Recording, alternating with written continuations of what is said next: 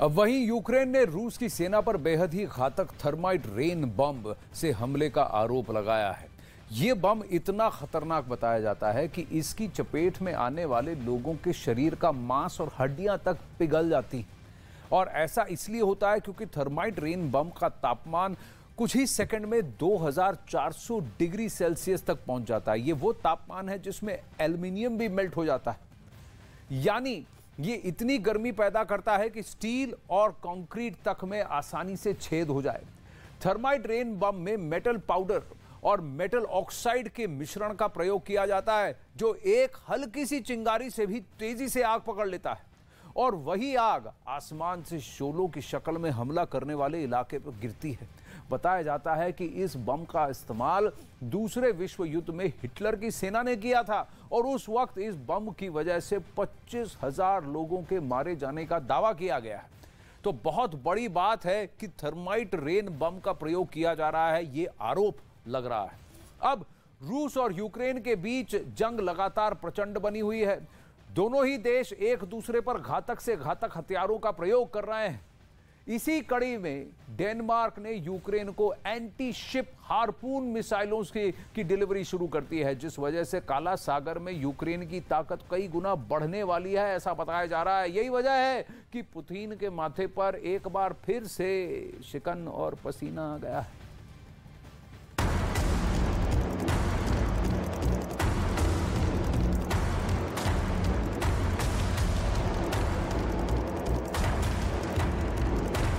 के खिलाफ बड़ी तबाही की तैयारी। जंग में यूक्रेन का महाविनाशक हथियार। डेनमार्क की मिसाइलों से डरी पुतिन ब्रिगेड। काला सागर में रूस के गाल की तैनाती।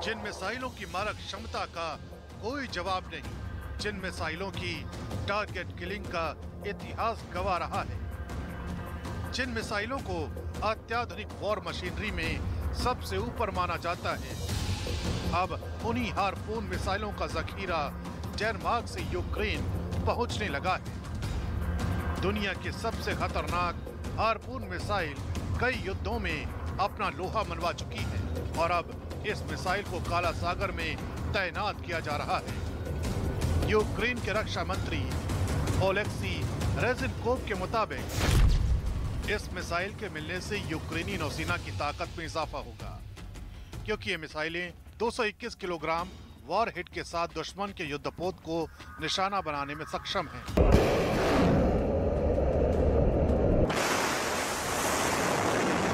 अपनी फेसबुक पोस्ट पर यूक्रेन के रक्षा मंत्री ने कहा, हमारे देश की तटीय रक्षा को न केवल हार्पून मिसाइलों से मजबूत किया जाएगा, बल्कि उनका उपयोग प्रशिक्षित यूक्रेन टीमों के जरिए किया जाएगा। तट से युद्धपोतों पर हमला करने वाली हार्पून मिसाइल को ओदेसा बंदरगाह से ऑपरेट किया जाएगा। इस बंदरगाह की सुरक्षा में पहले से ही नेपच्यून मिसाइलें तैनात हैं। ऐसे में हार्पून और नेपच्यून मिसाइलों का संचालन एक साथ किया जाएगा, जिस वजह से काला सागर में यूक्रेन की ताकत में भी इजाफा होगा। दरअसल हार्पून एक all weather anti ship missile है। ये मिसाइल एक्टिव रडार होमिंग का इस्तेमाल करती है और दुश्मन के रडार से बचने के लिए पानी के ठीक ऊपर उड़ती है।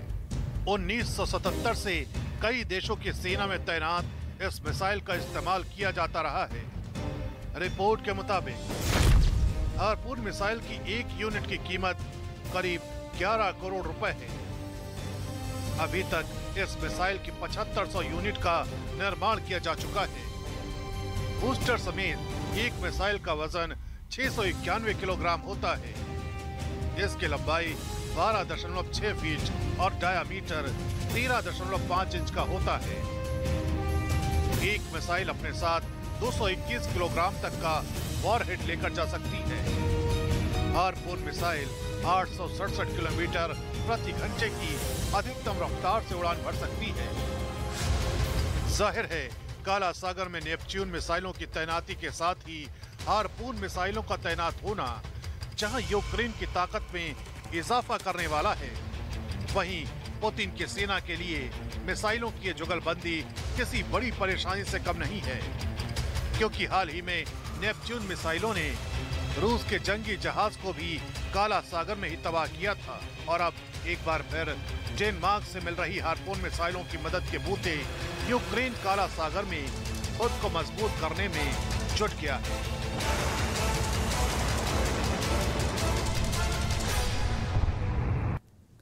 अब इधर दावा किया गया कि कुछ दिन पहले रूस के साथ हुए साझा हवाई अभ्यास में चीन के J-16 लड़ाकू विमान ने पहली उड़ान भरी। अब पिछले हफ्ते क्वाड सम्मेलन के दौरान चीन ने रूस के साथ साझा हवाई अभ्यास किया था। दावा किया गया कि चीन और रूस के बाकी विमानों के साथ चीन के J-16 लड़ाकू यानी J-16 लड़ाकू विमान भी पूर्वी चीन सागर और पश्चिमी प्रांत प्रशांत महासागर यानी पैसिफिक ओशन के ऊपर उड़ा और उड़ते उड़ते जापान सागर तक पहुंच गया। दावा किया गया कि चीन और रूस अपने अगले हवाई अभ्यास में स्टेल्थ तकनीक से लैस J-20 और सुखोई 57 को शामिल करेंगे। दुश्मन इन विमानों का सिग्नल पकड़ने में चूक जाते हैं और यही इन विमानों की ताकत है। अब जैसे मैं आपसे बात कर रहा हूं, खबर आ रही है कि चीन ने फिर से ताइवान के एयर स्पेस के अंदर घुसकर हस्तक्षेप किया है और फिर वहां पर हवाई एक्टिविटी जारी है। अब खबर है कि अगले अभ्यास में J-16 और J-20 दोनों उड़ेंगे, जिससे चीन अपनी दोगुनी ताकत का एहसास कराएगा, क्योंकि ये दोनों लड़ाकू विमान मिलकर दुश्मन पर कहर बरपा सकते हैं। J-16 दुश्मन के अर्ली वार्निंग सिस्टम को बंद और रेडार को जैम कर सकता है, जबकि J-20 स्टेल्थ तकनीक से लैस है, जिसकी मदद से वो विरोधियों को चकमा देकर उन पर हमला कर सकता है, उनके एयर स्पेस में डीप पेनिट्रेशन कर सकता है।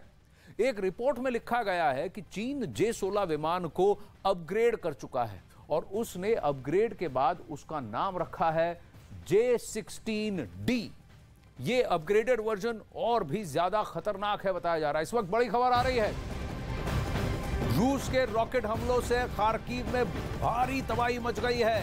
पुतिन की सेना ने यूक्रेन के इस दूसरे सबसे बड़े शहर पर जेलेंस्की के दौरे से कुछ देर बाद ही हमला किया है, जिससे खार्किव के कई इलाकों को भारी नुकसान पहुंचा है। वहां से सामने आई एक तस्वीर में दिखा कि रॉकेट हमले से एक घर में भीषण आग लग गई, उसकी लपेटें तेजी से ऊपर उठती हुई नजर आई, जबकि धुएं का गुबार आसपास फैलता हुआ दिखाई दिया। इसकी थोड़ी ही देर बाद वहां दमकल के कर्मचारी पहुंचकर आग बुझाने में जुट गए, लेकिन उस घर के आसपास इतना धुआं फैल चुका था कि उन्हें आग बुझाने में काफी परेशानी उठानी पड़ी।